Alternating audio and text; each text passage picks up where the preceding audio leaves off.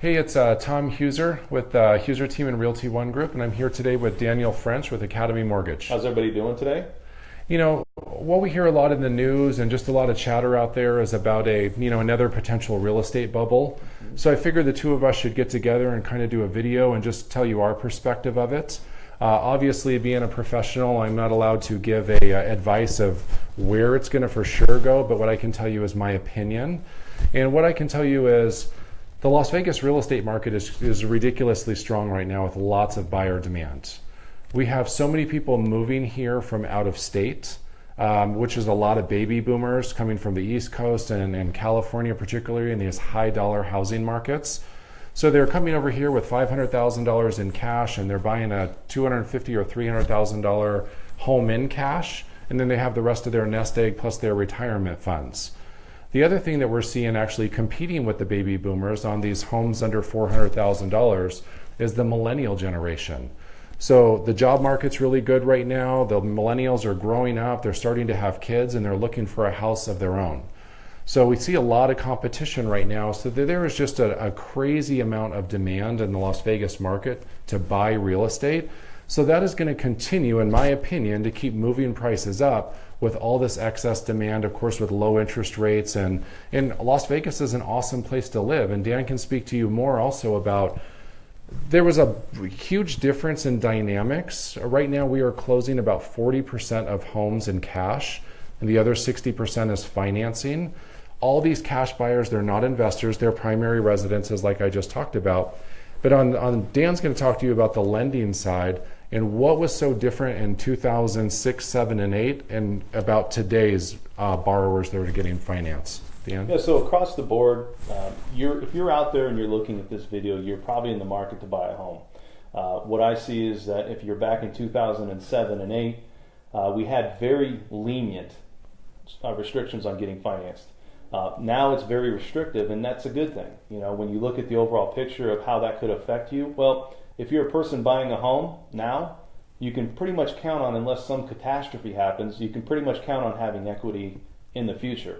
When you look at the loan product and the loan prices that are going on, the prices on homes are going up, and the demand right now is really big. So I get a lot of people, we're not going to touch too much on this, but I get a lot of people that are coming to me in pending sale transactions. You have millennials out there looking at their options through down payment assistance. Is there any credits and anything like that out there? What I see right now is I see that everybody that's out there that is looking for a home that does have lender credit or that needs a lender credit, in some cases it might be better than doing the down payment assistance. So the tighter restrictions on getting into financing and actually getting approved through underwriting is something that's really looking to probably be a mainstay, and I'm all for it, Tom. I think it's going to help a lot of people. The demand is really the big thing here of why people are out looking. I have people approved right now that are having a very hard time getting approved or getting into a property because they're still approved for a home, but maybe they need some type of seller contribution, or maybe the price point that they're at is a little bit too low. What do you think that price point is for people right now? Because we still see these averages of properties going up. Where is that threshold? Yeah, I mean, really, I like to say that the threshold is under 400,000, and the higher price, really between 300,000 and 400,000, is your Henderson, like Green Valley Ranch and your Summerlin areas. But the rest of the city, really anything under 300,000. And what Dan is speaking to is, some of these millennial buyers, not usually the baby boomers, they typically have a bigger wallet because they're downsizing from other homes or other markets. But in the millennials, they're looking for some sort of seller contributions. In other words, the seller let some of their equity go to help the buyer with their closing costs to purchase this home. Unfortunately, what we see on the real estate side right now is because of all this demand, we're seeing anywhere between 3 and 15 offers on the average house. So when you're a buyer that needs $4,000 from the seller's equity towards your closing costs, you're not going to get that when there's 10, 12, 15 offers on a property, because 10 of those offers don't need that. So the good news is Dan has solutions for that with the down payment assistance and lender contributions. Yeah, it's definitely more challenging. Yeah. Right? I mean, you got a lot of people out there that are asking, well, I want this house, and yeah, but there's a lot of offers that the seller typically goes through before they make something that they're going to be concrete on. So when you look at the picture of the financing world, rates haven't changed too much. I think values, why is the values consistently going up? Is it because people are willing to pay that price? above, let's say if it's an asking price of 400,000, are they willing to go above that? We definitely do see that in the market right now. So yeah, with all the demand happening out there in the market, Dan, it's just, there's so many offers coming in that, you know, especially the baby boomers with the bigger wallets are willing to pay that $5,000 or $10,000 over to beat the other offers out. So that's just constantly bringing the prices of homes up. And but still, I mean, our appraisals are hitting in most cases, or they're missing by 5,000 or 10,000, and people are willing to part with that money because there's no other homes for them to buy. We have very low inventory. That is something I should address. You know, sometimes you'll hear the negativity on the news about how home buyer traffic is down. Well, sort of. So the reason home buyer traffic is down is because there's no homes for them to look at. Right. So our inventory is so low that there's just no homes to look at. It's not because there's not droves of demand of buyers wanting to come and look at homes. So the news is a little bit misleading. And, you know, I know we started off kind of talking about the bubble. And Dan, I wanted you to be a little more specific, if you would, about like the stated income and the pay option mortgages that used to happen back in the day that, you know. Yeah, it's just very lenient. You know, you had the stated income when people were back there, they can just pretty much write their own ticket. Hey, I make this much money. And then we would take it to an underwriter and say, yeah, this person works for whatever company and this is what they make. Well, now you have to prove everything, which you should have in the beginning. You know, there's still programs out there, like if you had, let's say you're a business owner with cash deposits, we can still look at that.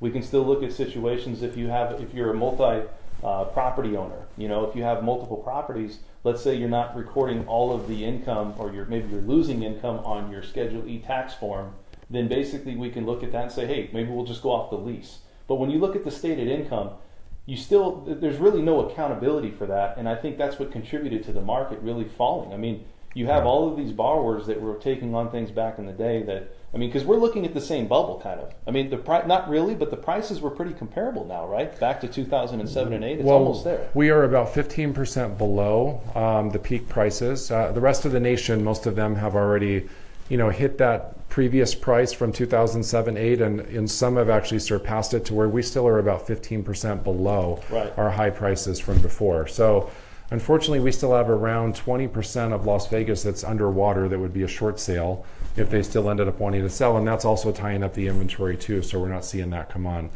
So really, our goal today is just to educate you more so that you have you can form your own opinion of what's going on in the real estate market with not just the news from the media. I'm telling you, we see crazy demand. Dan's telling you that he's seeing that buyers are very well prepared now to buy houses, and we don't have these fantasy mortgage programs that we used to have in the past. That I remember, everybody in Las Vegas used to own 4 homes. Yes. They had their own primary, and they had 3 rental properties, and they did 100% financing on every single house. Yep. So they had no skin in the game. Right. And and you look at the big picture with the financing. Let's talk about that. You know, I've talked that rates haven't really changed. You know, there has to take something big for rates to really make us, you know, they could slowly, gradually go up, but they've fluctuated up and down. It's called volatility. And, you know, for that part of it, you shouldn't be worried about the rate.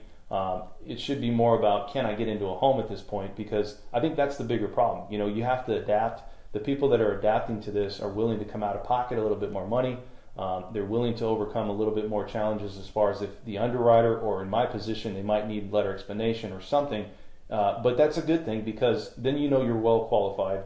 You know that if everybody's going through the same process, then you're home and you won't see a huge, you know, decline, or let's say a huge default on properties, because now everybody that's getting a loan is in a home. They're really scrutinized. I mean, they're really going through the process of, we need to see all your ducks in a row. And which is good. I mean, I'm a homeowner, and I never want to go through what we did in 2007 and 8 and through really 2011, 12.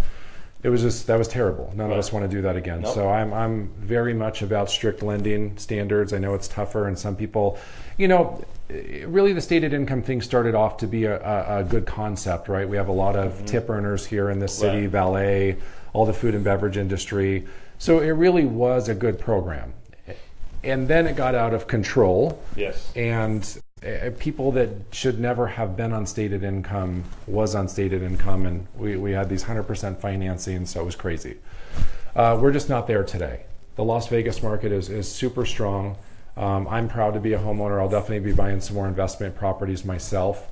I definitely see the trend is heading up, in my opinion. And I actually called the downturn back in 2007. I was very successful with calling that. And right now, today, I see this market awesome for the next 3 years. I would never forecast past that. It just wouldn't make sense. So I can see the job creation that's happening here in Las Vegas, the Raiders coming in. I'm not saying that Raiders are going to increase the value, but they're going to increase the desirability to live in Las Vegas because we're developing and creating more culture in the city. Yeah. And that's going to make it a more desirable place to live, and more people are going to want to relocate here. Yeah, it's starting to happen. It's consumer confidence. Yeah. You know, you're confident that the market's going to keep going up. So if the Raiders come to town, it might not be because the Raiders here, but the consumer confidence might be here in the city where people feel confident they can buy a home. And the reason why you're buying a home is you obviously want to get some type of return on your investment.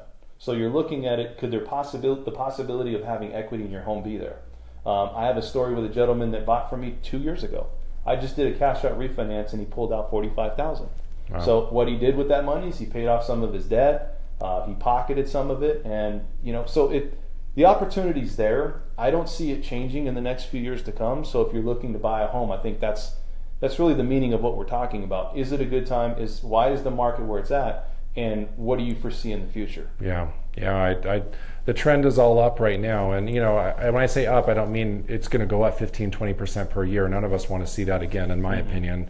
I want to see this consistent trend of 3 to 4% going up a year. Right. That's a safe number that just keeps all of our equity growing and really keeps the whole housing cycle functioning the way that it should. So Tom, let's end this. I think we'll have a few future videos. Yeah, let's do that. We'll talk about these 1%ers and some of the challenges with that. Also, upsizing and downsizing your home. So we're going to have more live videos coming up. So look for those in the future. You have anything else to say? No, thanks for watching. Appreciate it. Very much. Thank you guys. You guys have a good rest of your day and have a good weekend. All right. See you later, everybody.